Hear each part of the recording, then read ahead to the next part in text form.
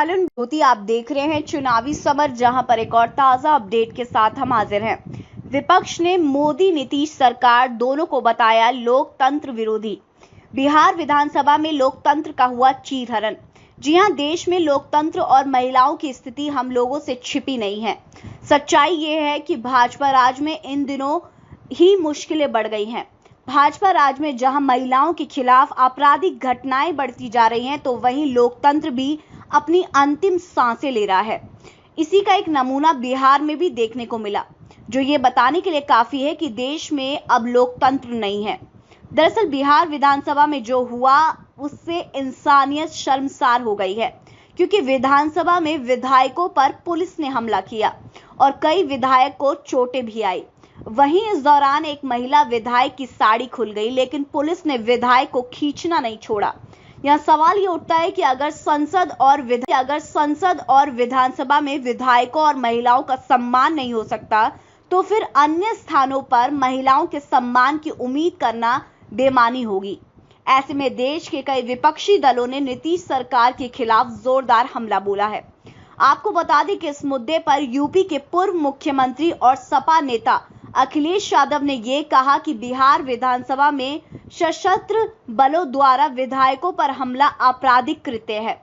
उन्होंने कहा कि सड़क पर बेरोजगार युवाओं पर भी जो हमले हुए वो दिखाते हैं कि सत्ता मिलने के बाद भाजपाई सरकारें जनता को क्या समझती हैं। अखिलेश यादव ने कहा कि सरकार के इस कुकृत्य की जितनी भी निंदा की जाए वो कम है। उन्होंने कहा कि बिहार में लोकतंत्र पर कातिलाना हमला हुआ है, इसीलिए ऐसे तानाशाह सरकार को सत्ता में रहने का कोई हक नहीं।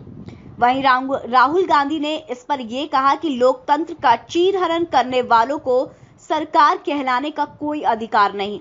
उन्होंने कहा कि विपक्ष फिर भी जनहित में आवाज उठाता रहेगा, क्योंकि हम किसी भी तानाशाह से नहीं डरते।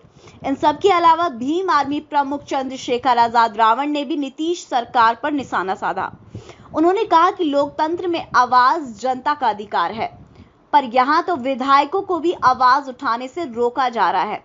चंद्रशेखर ने कहा कि सत्ता में मत में अंधे नीतीश सरकार को शायद जनता की ताकत का एहसास नहीं है।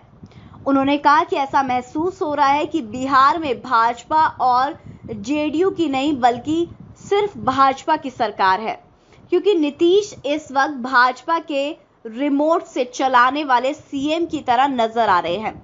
वहीं इस मुद्दे पर कन्हैया कुमार ने भी नीतीश सरकार को घेरा। उन्होंने कहा कि विधायकों को डंडों से पिटवाना, महिला विधायकों की साड़ी पकड़कर खींचना ये दर्शाता है कि राज्य में लोकतंत्र नहीं है। उन्होंने कहा कि देश की सत्ता में बैठे भाजपा के नेताओं को बिहार में होने वाले इस लोकतंत्र की हत्या पर ध्यान देने की जरूरत है। कन्हैया ने यह कहा कि अब भाजपा ने नीतीश को सीएम की कुर्सी पर इसीलिए बिठाया था कि राज्यों में वह जनता और विपक्ष के साथ बदसलूकी करे। इस तरह बिहार में मचे तांडव की गूंज दिल्ली तक पहुंच गई है और अब विपक्ष ने नीतीश और मोदी सरकार दोनों को लोकतंत्र विरोधी बताया है।